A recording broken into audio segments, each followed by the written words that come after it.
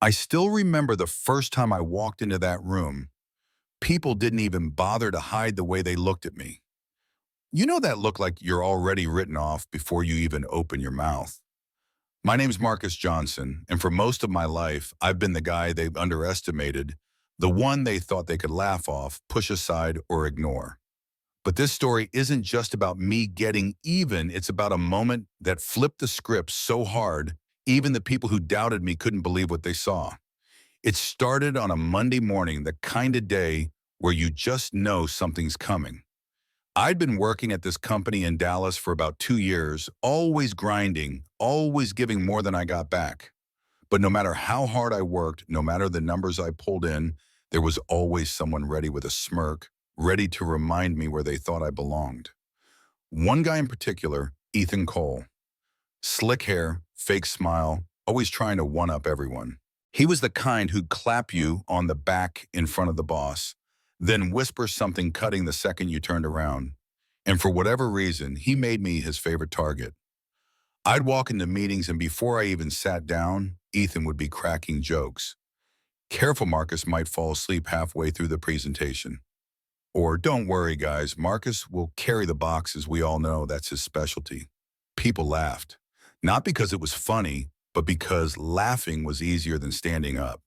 And I just sit there, jaw tight, blood boiling, telling myself, don't let it get to you, your day's coming. And then it did. The company had been chasing a huge contract, multi-million-dollar deal with a tech firm that could put us on the map.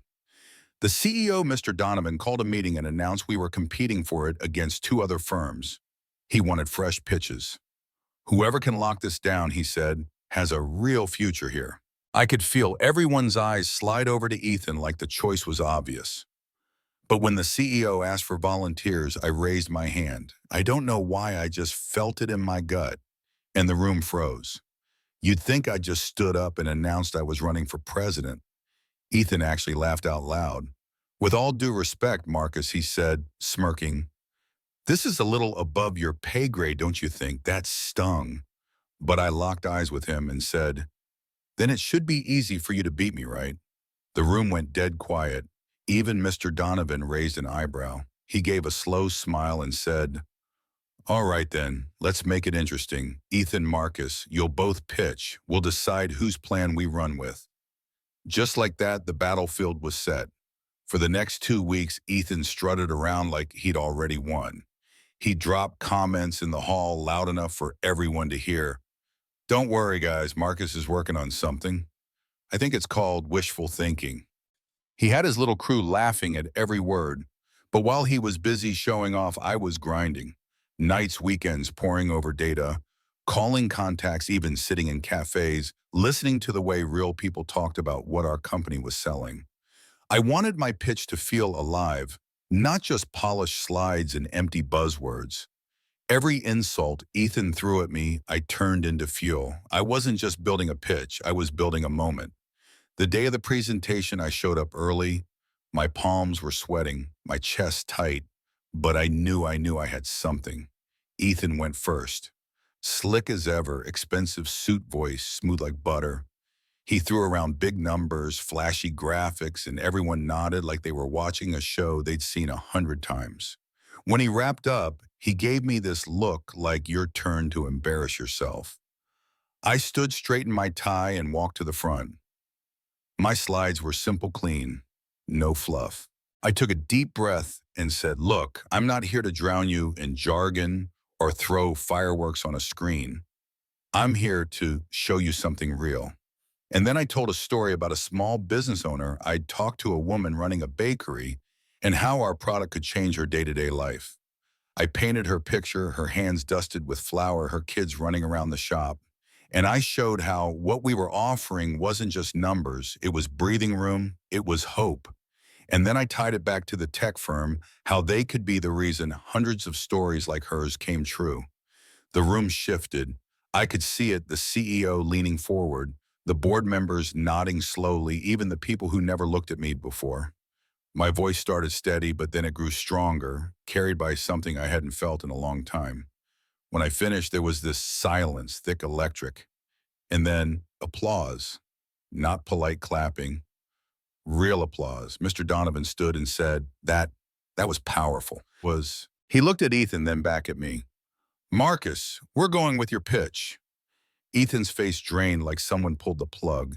He tried to laugh it off, muttering about how he'd been distracted or not fully prepared, but no one was listening. For the first time, all eyes weren't on him, they were on me. And man, let me tell you, there's nothing sweeter than the look on someone's face when the person they swore would never rise rises right in front of them. We landed that contract, biggest deal of the year.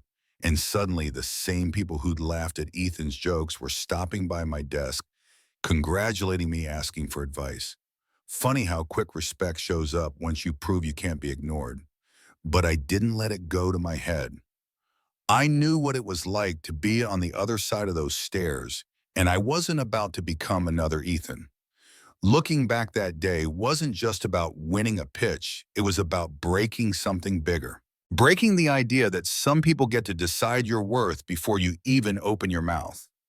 I'd been the underdog my whole life, but in that room for the first time I wasn't chasing respect, I demanded it, and I got it. Now here's where I'll leave you with something to chew on. People love an underdog story when it ends in victory, but let's be real, not everyone gets their moment on the big stage. So here's my question. Why does it take a public win a spotlight for people to finally see someone's worth? Why can't respect be the starting line instead of the prize at the end? Think about that and tell me if you were in that room. Would you have laughed with Ethan, stayed quiet, or spoken up? Drop your thoughts in the comments, I want to know, because maybe the real change starts not with the underdog proving themselves, but with the crowd deciding to stop underestimating them in the first place.